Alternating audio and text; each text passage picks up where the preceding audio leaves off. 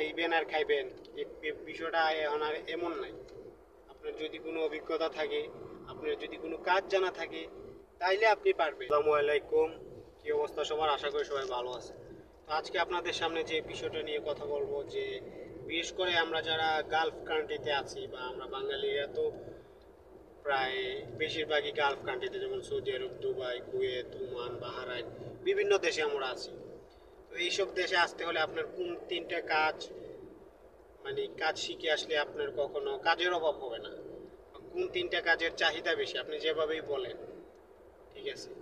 তো এক নম্বরে আমি যেই কাজের কথা বলবো, আমি এত ঘুরে পেঁচে বলতে পারি না, আমি ডিরেক্টলি বলে ফেলি।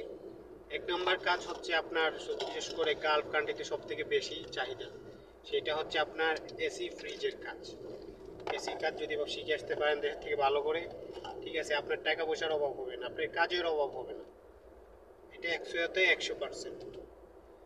দ্বিতীয় হচ্ছে আপনার দ্বিতীয় যেটার কথা বলবো সেটা শুধু সৌদি মানে গালফ কান্ট্রি না, দ্বিতীয় নাম্বার কাজটা শিখে আপনি পৃথিবীর যে কোনো প্রান্তে যাবেন, আপনার কাজের অভাব হবে না। সেটা হচ্ছে আপনার ইলেকট্রিশিয়ান। সেই কাজটা যদি আপনি দেশ থেকে ভালো করে শিখে আসতে পারেন, ইলেকট্রিক কাজ, কারেন্টের কাজ, তাহলেও আপনার কাজের কখনো কোনো কমতি হবে না, টাকা পয়সার কমতি হবে না। শুধু এটাই গালফ কান্ট্রি না, আপনি পৃথিবীর যে কোনো দেশে যান, ইলেকট্রিশিয়ান কাজের চাহিদা আছে।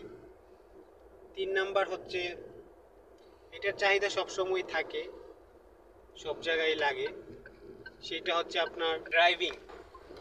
দেখেন, সৌদি আরবে যদি আপনি বড় গাড়ি এসে চালাইতে পারেন, বড় গাড়ি বলতে এই যে এগুলা যদি আপনি চালাইতে পারেন, বা দেশে যদি এগুলা চালান, বিভিন্ন প্রজেক্টের বিভিন্ন জায়গায়, আশা করি এখন থেকে আপনারা এই তিনটা কাজ শিখে আসার চেষ্টা করবেন সৌদি আরব।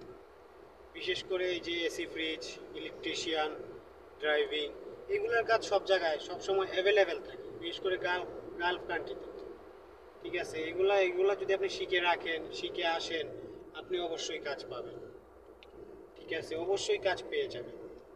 তো আমি সর্বশেষ একটা কথা বলতে চাই, দেশ থেকে আসবেন, বিদেশে আসলেই ভাই, মানে ওই যে বলে না, আসলেই আপনার জন্য চাকরি রেডি করে রাখছে, আইবেন আর খাইবেন, এই বিষয়টা এখন আর এমন নাই।